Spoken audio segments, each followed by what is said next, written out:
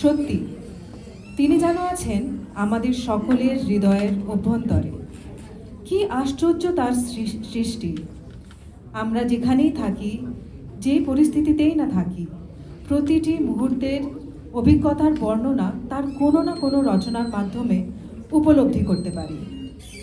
প্রেমের বিরহ, বেদনা যাই হোক, কিংবা ঈশ্বরকে পুজো নিবেদন করা হোক, তার উপস্থিতি আমরা প্রতিটি মুহূর্তে অনুধাবন করি। রবীন্দ্রনাথ ঠাকুরের রচিত সমস্ত গল্প, কবিতা, গান শুধু সেই যুগে সীমাবদ্ধ নয়, তার লেখা এখনও একই রকমভাবে আমাদের সবার জীবনে প্রতি মুহূর্তে প্রযোজ্য। সেই প্রেক্ষাপটে আজ আমরা শুনব কলসনের রচিত নাটক তার উপস্থিতি। অভিনয়ে আছেন অনিন্দিতা দত্ত, কলসন দত্ত, রুমা গুপ্ত এবং রঞ্জন গুপ্ত।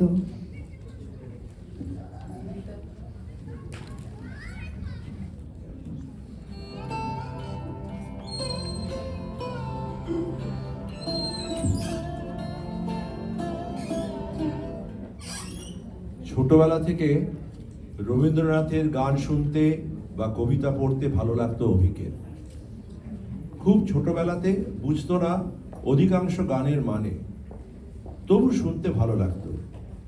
মধ্যবিত্ত পরিবার, বাবার সাধারণ চাকরি, তাই নিজের বন্ধুদের মতন দামি খেলনা সে কখনোই পায়নি।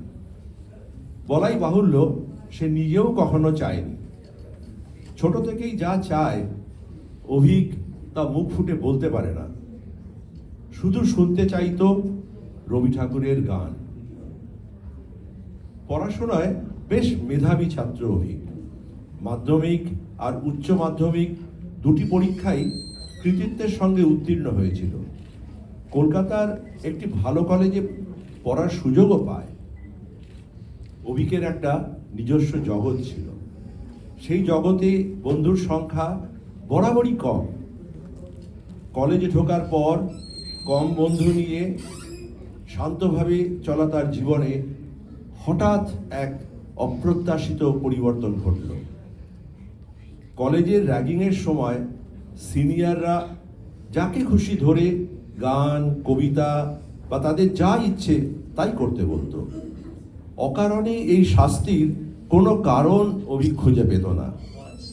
এরকম আতঙ্কে দিন কাটানোর সময় একদিন হঠাৎ তার কানে ভেসে এসেছিল একটি গান। কতবার ভেবেছি আপনা ভুলিয়া তোমার চরণে দিব হৃদয় খুলিয়া।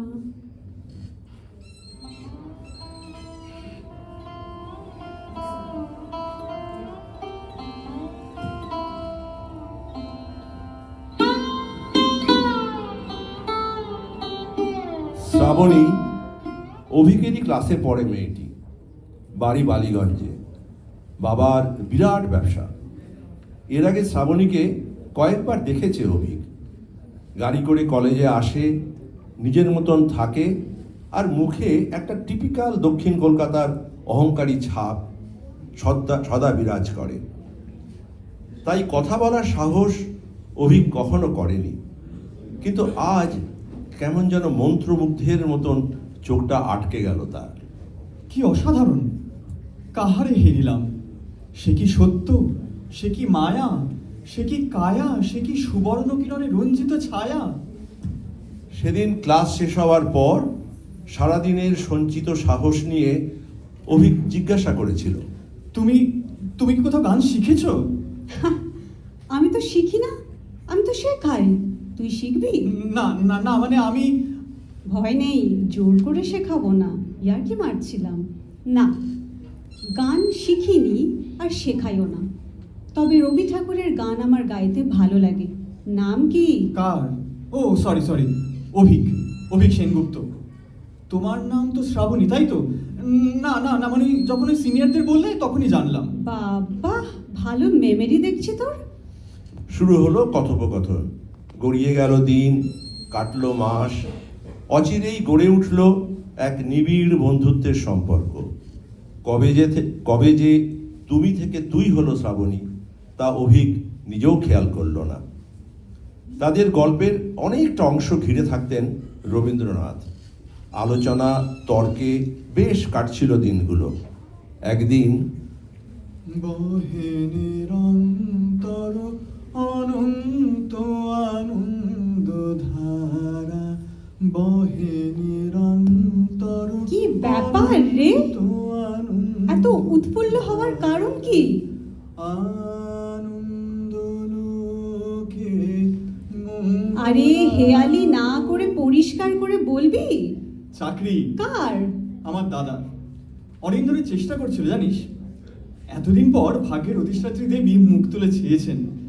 আমাদের তো আর ওই অনেকের মতো সচ্ছল পরিবার নয়, তাই আমাদের কাছে একটা দারুণ খবর। বাজে বকিস না তো, এটা তো সত্যিই দারুণ খবর। ভাগ্যের দেবীর কথা আমি জানি না, কিন্তু আমাদের সবার মধ্যে ঈশ্বর লুকিয়ে আছেন। খুঁজে নেবার দায়িত্ব নিজেদের। রবি ঠাকুরের কৃপণ কবিতাটা পড়েছিস? ওই যে, আমি ভিক্ষা করে ফিরতেছিলেম গ্রামের পথে পথে, তুমি তখন চলেছিলে তোমার স্বর্ণরথে। অপূর্ব এক স্বপ্ন সম লাগতেছিল চক্ষে মম।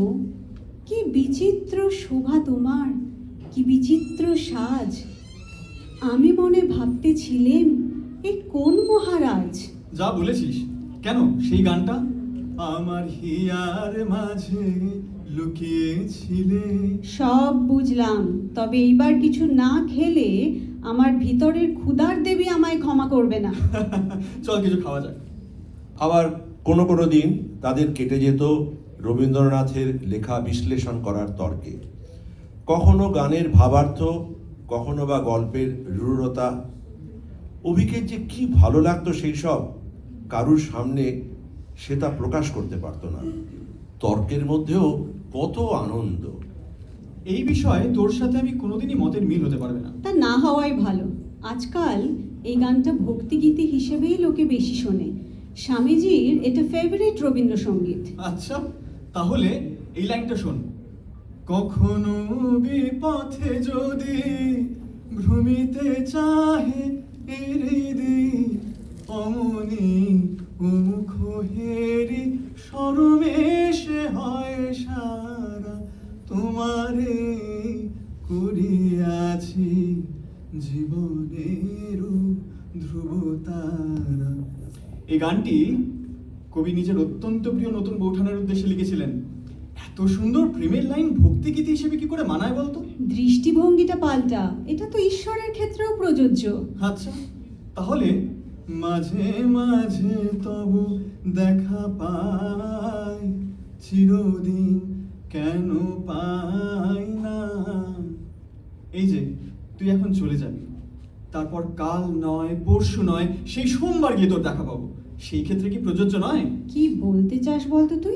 না না না না, মানে ফর এক্সাম্পল ধর এই শুদ্ধ স্বর সারে গা, দেখ কত আনন্দ এই সুরে, কিন্তু যে আমি গাটাকে কোমল করে দেবো সারে গা, দেখ কত দুঃখ চলে এলো। এত বেদনা কি ভক্তিগীতিতে ভালো লাগে বলতো? কথা ঘোরাস না অভিক, আমি জানি তুই কি বলতে চাইছিস। আর সেকেন্ডলি, মাঝে মাঝে গানটিতে কোমল গানেই স্বরবিতানটা আর একবার দেখে নে। আচ্ছা আমাকে একটা কথা বলতো, তোর প্রেমের প্রতি এত উদাসীনতার কারণ কি? বাবা, খুব ভারী ভারী শব্দ বলছিস দেখছি। হ্যাঁ, তবে উদাসীনতা নয়, হয়তো আমি জানি না। প্রেমের ডেফিনেশন এক একজনের কাছে এক এক রকম। কারোর জন্য অপেক্ষা করে থাকার মধ্যে যেমন প্রেম আছে, তেমনি কারোর কাছে একসাথে বসে কোনো কথা না বলে আকাশের দিকে তাকিয়ে মেঘেদের ভেসে যাওয়া দেখার মধ্যেও প্রেম আছে। ওই টিপিক্যাল আমি তোমাকে ভালোবাসির মধ্যে আমি কোনো গভীরতা খুঁজে পাই না। তবে আমি যদি বলি, আমারও পরানো যাহা চায়, তুমি তাই, তুমি তাই গো, সেটাকেও কি অগ্রাহ্য করবি?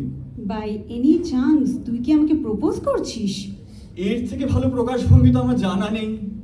অভিক, আমার তোকে ভালো লাগে। আমি নিজেকে অত্যন্ত ভাগ্যবান মনে করি যে আমার অভিকের মতন এক বন্ধু আছে। তোর সাথে থাকতে, সময় কাটাতে আমার ভীষণ ভালো লাগে, কিন্তু এই সম্পর্কের সঠিক নাম আমার জানা নেই। আচ্ছা, তাই যদি হয় তাহলে কে মোরে ফিরাবে অনাদরে, কে মোরে ডাকিবে কাছে। তুই কি নিশীথে গল্পটা পড়েছিস? হ্যাঁ, পড়েছি তো। ওই জমিদার দক্ষিণাচরণ বাবু তার প্রথম স্ত্রী বিয়োগের পরে আবার বিয়ে করেন, আর প্রথম স্ত্রীর গলার আওয়াজ ওনার কানে বারবার বেশি বেশি আসতে থাকে। বেশ ভয়ের কিন্তু, বল। হ্যাঁ ঠিক, তাহলে বল এই গল্পের সব থেকে ইম্পর্ট্যান্ট লাইনটা কি? সব থেকে ইম্পর্টেন্ট লাইন, হ্যাঁ হ্যাঁ হ্যাঁ, ওকে ওকে ওকে গো। Full marks. কে মোরে ডাকিবে কাছে, কেউ ডেকে দেখুক আমি ভূত হয়ে, ঠিক এই লাইনটাই বলবো। ওকে ওকে ওকে গো। এই দেখেছিস তো কত দেরি হয়ে গেল। তোর সাথে গল্প করতে গিয়ে সব গন্ডগোল হয়ে যায়। হ্যাঁ মা, হ্যাঁ এই তো আসছি মা। কি ব্যাপার রে তোর, এত দেরি হয়ে গেল? আমি তো ড্রাইভারকেও ফোন করলাম, এখনো কলেজে? কি মা। করছিস? মা, আমি তো তোমাকে বলেছিলাম আমার এক্সট্রা ক্লাস আছে, আসছি। চলি রে, মনে রাখিস। ওকে ওকে ওকে গো।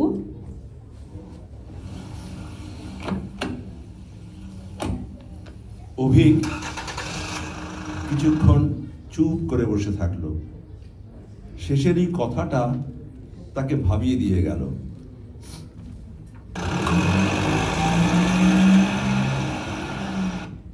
শ্রাবণীর গাড়িটা শহরের ধুলোর আড়ালে হারিয়ে যাওয়া অবধি সেদিকেই তাকিয়ে রইল সে। কত পার্থক্য তাদের বড় হয়ে ওঠার মধ্যে। তাদের ভবিষ্যৎ নিয়ে অনেকবার ভেবেছে অভিক, কিন্তু কোনোবারই সেই ভাবনার তল খুঁজে পায়নি। শ্রাবণীর চলে যাবার সময়টা মনে এক গভীর শূন্যতা অনুভব করে। আবার দেখা হবে তো? তাদের এই মধুর সম্পর্ক এখন যেন গোধূলির রং মেখে রঙিন হয়ে আছে, কিন্তু অদূরে যে রাত্রি অপেক্ষা করছে তার অন্ধকারের গাঢ়তা যে কতটা তা সে অনুমান করতে পারল না। শ্রাবণী বাড়ি ফেরার পর তার মা তাকে ডেকে বললেন, শ্রাবণী, এদিকে শোন, তোর সাথে একটা কথা আছে। বলো। তুই কি আবার ওই ছেলেটির সাথে মেলামেশা করছিস? তোকে যে এতবার বারণ করা হচ্ছে, তুই সেটা হেলায় উড়িয়ে দিচ্ছিস। শোন শ্রাবণী, যদি এই রকম চলতে থাকে তাহলে কিন্তু আমাদের অনেক শক্ত হতে হবে। মা, আমি এটারই অপেক্ষা করছিলাম। আমার কলেজ যাওয়া আর রবীন্দ্রনাথের বইগুলো ছাড়া তো সবই বন্ধ করে দিয়েছো। এর থেকে আর কত শক্ত হবে? বিধির বাঁধন কাটবে তুমি এমন শক্তিমান? শ্রী, তুই তো জানিস মা, তুই যে পথে যাচ্ছিস সেটা মরীচিকা ছাড়া আর কিছু নয়। তোর ভবিষ্যতের কথা ভেবে তোর বাবা অনেক বছর আগেই সিনহা আঙ্কেলের সাথে কথা বলে রেখেছে। আমার ভবিষ্যৎ আর আমার মতামত? শোন, অজয় ফোন করেছিল, দয়া করে কল ব্যাক করিস। ছেলেটি খুব ভালো রে, জানিস আমার সাথে কতক্ষণ কথা বলল, সবার খোঁজ নিল। তোর সাথেও কথা বলতে চাইছিল, কিন্তু তুই নাকি ওর কলই ধরিস না। কি চাও মা তোমরা? তোর জন্য ভালো আর সুস্থ একটা ভবিষ্যৎ। অজয়কে তুই তো ছোটবেলা থেকে চিনিস, তোরা একসাথে কত সময় কাটিয়েছিস। তার চেয়েও বড় কথা, ও এখন অলমোস্ট ডাক্তার হয়ে গেছে। এই বছরই ও বিদেশে চলে যাবে ফর স্পেশালাইজড হায়ার স্টাডিজ। ফেরত আসার পর কত নিশ্চিন্তের জীবন বলতো। একটা সিকিউরড লাইফ আর আনন্দের সাথে জীবনের প্রতিটি মুহূর্ত উপভোগ করা কি এক মা? বাস্তব দৃষ্টিতে দেখ, তুই ছোট থেকে সচ্ছলতার মধ্যেই বড় হয়েছিস। প্রতিদিনের বেঁচে থাকার লড়াই তো তোকে করতে হয়নি। তোর এখন মনে হচ্ছে সেটা বোধহয় খুব সহজ। জীবনটা সেভাবে চলে না রে, চলতে পারে না। আর আমার আবেগ, অনুভূতি, ভাবনার প্রকাশ, সেটা অজয় কোনোদিন বুঝতে পারবে? ভরা থাক স্মৃতিসুধায় বিদায়ের পাত্রখানি, মিলনের উৎসবে তাই ফিরায় দিও আনি। বলো, পারবে অজয় আমার সাথে একসাথে বলতে? বিষাদের অশ্রু জলে নীরবের মর্মতলে গোপনে উঠুক ফলে হৃদয়ের নূতন বাণী। বুঝতে পারবে এই লাইনটার মানে? আমি তোমার সঙ্গে বেঁধেছি আমার প্রাণ সুরেরও বাঁধনে, তুমি জানো না আমি তোমারই পেয়েছি অজানা সাধনে। কেন পারবে না? ওকে একটু বোঝাতে হবে, নিজেদের মতো করে গড়ে নিতে হবে তোদের দুজনকেই। আমরা সবাই আলাদা আলাদা ব্যক্তিত্ব নিয়ে জন্মেছি, সবাই অন্য অন্য পরিস্থিতিতে বড় হয়েছি। একসাথে থাকতে গেলে আমাদের সবাইকেই কিছুটা হলেও মানিয়ে নিতে হয়। এটাকে কি মানিয়ে নেওয়া বলে, নাকি নিজের ভেতরের আমিকে সম্পূর্ণভাবে মুছে ফেলা বলে? দেখ, তোর বাবা আর সিনহা আঙ্কেলরাও চায় অজয় বিদেশে পড়তে যাওয়ার আগে তোদের রেজিস্ট্রি যেন হয়ে যায়। বাবার চাহিদার কারণ আমি জানি। নিজের বিজনেস গ্রোথ ছাড়া কখনো অন্য কিছুকে প্রায়োরিটি দিয়েছে? একটা কাজ করলে পারো তো মা, আমাকে আজ থেকে নিরুপমা বলে ডাকতে পারো, আর আমি বাবাকে আজ থেকে রামসুন্দর মিত্র বলে ডাকবো। ও সরি, সবাইকে তো নিজের মতন করে গড়ে নিতে হবে। এরা হলেন আমার ঈশ্বরের লেখা দেনা পাওনা গল্পের দুটি চরিত্র। এখনকার রামসুন্দর বাবু পণ হিসেবে নিজের মেয়েকে সমর্পণ করতেও দ্বিধান্বিত বোধ করেন না। শ্রাবণী, এবার কিন্তু তুই সীমা ছাড়িয়ে যাচ্ছিস।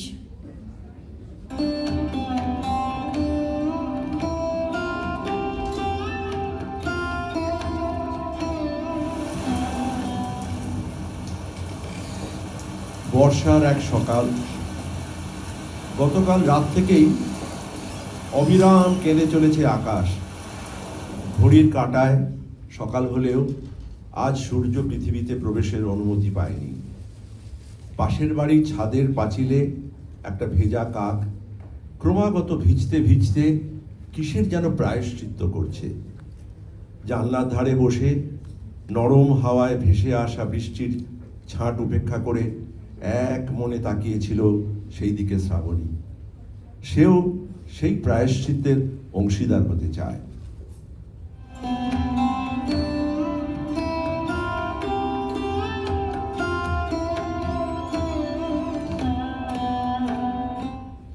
হ্যাঁ, কেটে গেছে বেশ কয়েকটা বছর। হিসেব করে দেখলে 5 বা 6 হতে পারে। এই বছরে সে নিজেকে অনেকটা সামলে নিয়েছে, কিন্তু মনের ক্ষত এখনো তাকে জাগিয়ে রাখে রাতের পর রাত। বিয়ে মানে রেজিস্ট্রি হয়েছিল অজয়ের সাথে, তারপরই অজয় চলে গিয়েছিল সেই অজানা দেশে। শ্রাবণী হয়ে গিয়েছিল একদম একা। না, সে আর যোগাযোগ করেনি অভিকের সাথে, আর কেনই বা করবে? তাতে তাদের নিজেদের অশান্তি, কষ্ট, আকর্ষণ সবই তো বাড়ত। বিদেশ যাওয়ার পর প্রথম দিকে অজয় খুব যোগাযোগ রাখত, রোজ ফোন মেসেজে কথা। শ্রাবণীও যথাসাধ্য চেষ্টা করত স্বাভাবিক ব্যবহার করার। তবে যে ছন্দে সে গা ভাসাতে চেয়েছিল এই নতুন জীবনে, সেই তাল আর মিলছিল না তার। যতদিন কাটতে লাগলো অজয়ের সাথে যোগাযোগ ততই কমতে লাগলো। প্রতিদিনের কথা বলা হয়ে দাঁড়ালো সারা সপ্তাহে একবার। তবু এই রকমভাবে 2 বছর কেটে যাবার পর শ্রাবণী নিজেই বুঝতে পারল ব্যাপারটা ঠিক স্বাভাবিক নয়। দুজন যেন এক দূর পাল্লার ট্রেনের অপরিচিত সহযাত্রী, যাদের পরস্পরের প্রতি উৎসাহ বা আগ্রহ কিছুই নেই। তারপর একদিন এলো অজয়ের সেই ফোন, যেটার কিছুটা অনুমান শ্রাবণী করতে পেরেছিল। This is not working out, Shravani. কখনো কি সচল ছিল সম্পর্কটা অজয়? দেখো, এই সিচুয়েশনের জন্য আমি তোমাকে দায়ী করি না। Sorry, let me come to the point. I want a separation. I'm seeing someone here and I want to settle down. You know what I mean, right? Hello? Shravani? Hello? Hello? ফোনের এপারে থেকে গেল শুধু নীরবতা। শ্রাবণীর জীবনের কোনো সিদ্ধান্তই তার নিজের ইচ্ছায় হয়নি, এই ক্ষেত্রেও এর ব্যতিক্রম হলো না।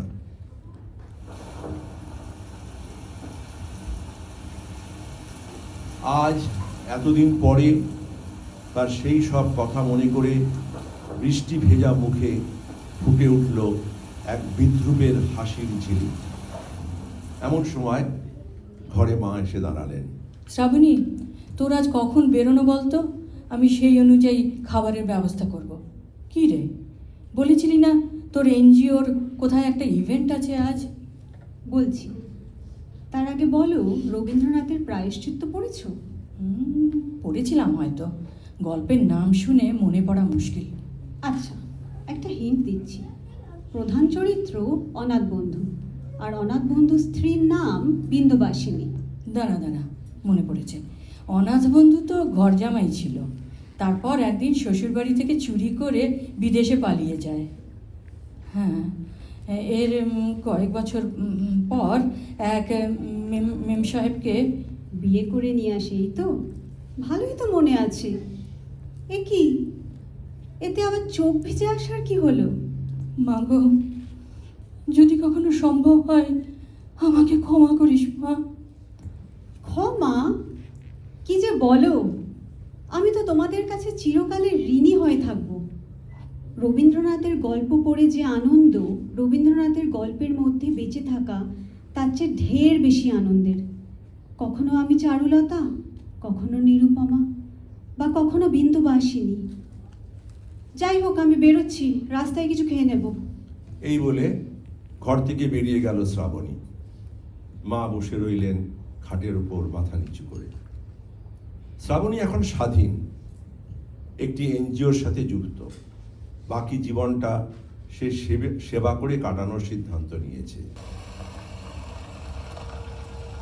গাড়িটা এসে থামলো চেতলায় অবস্থিত একটি মানসিক পুনর্বাসন কেন্দ্রের সামনে। মানসিক ভারসাম্যহীন ব্যক্তিদের নিয়ে আজ একটি অনুষ্ঠানের আয়োজন করেছে সে। সেই পুনর্বাসন কেন্দ্রে ঢোকার সাথে সাথে শ্রাবণী স্তম্ভিত হয়ে দাঁড়িয়ে পড়ে। বিস্ফারিত চোখে তাকিয়ে দেখে একজনের দিকে। মনে হচ্ছিল তার নিজের হৃৎপিণ্ডটা কেউ যেন মুচড়ে ছিঁড়ে বার করে দিল। অভিক! আরে, কেমন আছো? তুমি তো হঠাৎ না বলে উধাও হয়ে গেলে। অভিক, তুই? আমার বিশ্বাস হচ্ছে না। বিশ্বাস না হওয়ার মতন তো কিছু হয়নি। তোমার তোমার তোমার তোমার ওই গানটা মনে আছে? কতবার ভেবেছি। তুমি আমাকে তুমি করে কবে থেকে বলছিস? অভিক, আমাকে চিনতে পারছিস না? আমি চিনি গো, চিনি তোমার, ও গো অভিক! বিদেশিনী। কি হয়েছে তোর অভিক? গ্রামে গ্রামে সেই বার্তা রটে গেল ক্রমে। মৈত্র মহাশয় যাকে সাগর সঙ্গমে তীর্থ স্নান লাগে। অভিক! সঙ্গী দল গেল, অভিক! যুবক বাল বৃদ্ধ নর নারী নৌকা দুটি অভিক! প্রস্তুত হইল ঘাটে। কি হয়েছে? কি হয়েছে? সিস্টার, সিস্টার, ওকে ওকে ওকে গো।